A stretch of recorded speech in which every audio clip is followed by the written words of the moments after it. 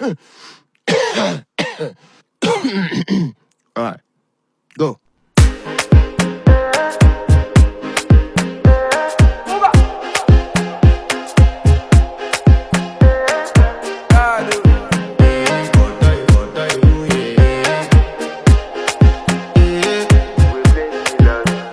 I want to flex my love, I want to impress, and I want to carry my love away to a place she loves.